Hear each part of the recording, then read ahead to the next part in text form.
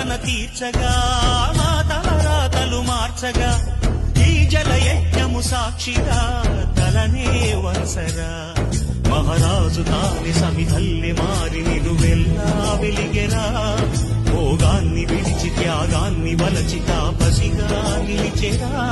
జనక్షేమమే తన సంకల్పముగా తన ఊపిరి హోమజ్వాలలుగా స్వర్గాన్ని శాసించెనురా అమృతమును ఆహ్వానించెనురా ఆశలు ఇక లేరని